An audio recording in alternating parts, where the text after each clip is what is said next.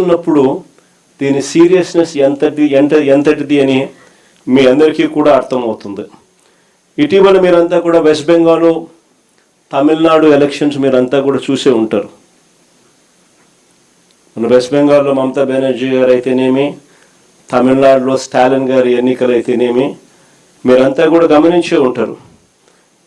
ఈ వెస్ట్ బెంగాల్, తమిళనాడు రాష్ట్రాలను ఒకసారి చూస్తే వెస్ట్ బెంగాల్లో 91 లక్షలు అంటే 11.9% ఓట్లు తీసేసినారు. వెస్ట్ బెంగాల్లో 91 లక్షల ఓట్లు తీసేయడం జరిగింది ఎస్ఐఆర్ సర్వే ద్వారా. తమిళనాడులో 74 లక్షల ఓట్లు తీసేయడం జరిగింది ఈ ఎస్ఐఆర్ సర్వేల ద్వారా. మమతా బెనర్జీ పోటీ చేసిన భవానీపూర్ అనే నియోజకవర్గం, ఇది మీ అందరికీ తెలిసి ఉండాలి. మమతా బెనర్జీ పోటీ చేసిన భవానీపూర్ అనే నియోజకవర్గంలో 45,982 ఓట్లు తొలగిస్తే 15,000తో మమతా బెనర్జీ ఓడిపోయింది.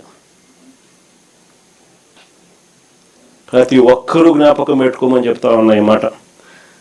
అదేవిధంగా తమిళనాడులో స్టాలిన్ పోటీ చేసిన కొలతూర్ అనే నియోజకవర్గంలో దాదాపుగా 71,000 ఓట్లను తొలగిస్తే ఆయన ఓడింది 8,000 ఓట్లతో ఆయన ఓడిపోయాడు. ప్రతి ఒక్కరూ కూడా ఈ 2 అంశాలను గుర్తుపెట్టుకోమని అడుగుతా ఉన్నా.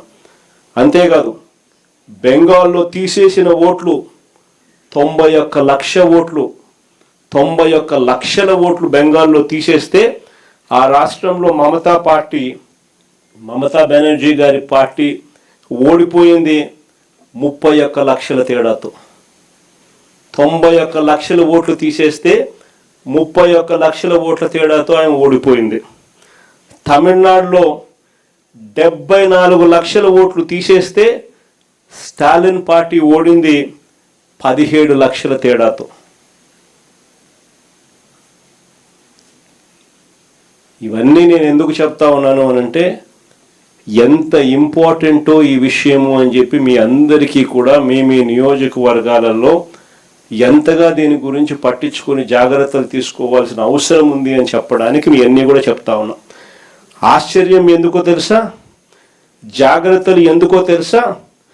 కారణం ఏమిటి అని అంటే మనమేమో ఓట్లు పెరగడం వల్ల ఓడిపోయినాం, అక్కడేమో ఓట్లు తీసేయడం వల్ల వాళ్ళు ఓడిపోయినారు. 2 డేంజరే.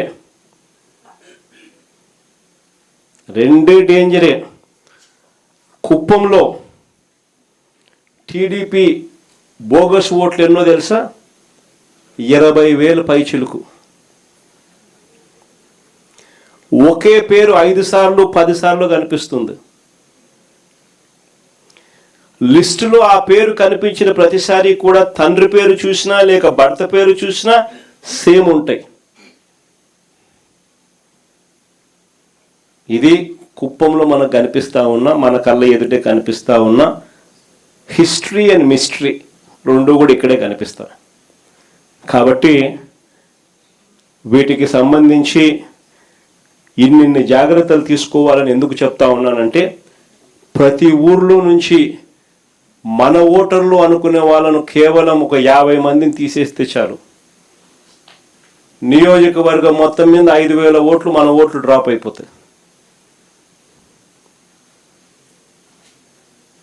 కాబట్టి ప్రతి ఊర్లో కూడా ఆ పరిస్థితి రాకుండా జాగ్రత్తలు తీసుకోవాల్సిన అవసరం ఎంత ఉంది అని చెప్పడానికి మీ అందరికీ కూడా ఈ కొన్ని ఎగ్జాంపుల్స్ చెప్పడం జరిగింది.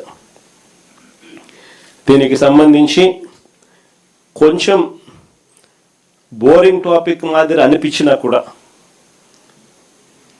ఒక 20 నిమిషాలు కన్నబాబన్న మీ అందరికీ కూడా కొంచెం ఓరియంటేషన్ ఇస్తాడు. కొన్ని ఎలాంటి జాగ్రత్తలు తీసుకోవాలి, ఎలాంటి సూచనల మీద ఎక్కువ మనం కూడా ధ్యాస పెట్టాలి అన్న విషయాలు. నేనే చెప్దాం అనుకున్నా, మరీ ఇంకా ట్యూషన్ చెప్పినట్టు అవుతుందేమో, ప్రొఫెసర్ మాదిరి చెప్పినట్టు అవుతుందేమో, కానీ నేను చెప్పడం బాగుండదు అన్న కన్నబాబున నువ్వు కానిచ్చేసి అని చెప్పి చంద్రబాబు చెప్తాను. లేకపోతే ఎస్ఐఆర్ మీద ఏమేమి జాగ్రత్తలు తీసుకోవాలా, ఎలా తీసుకోవాలా అనేది నేను చెప్పడం బాగుండదేమో అని చెప్పి కన్నబాబున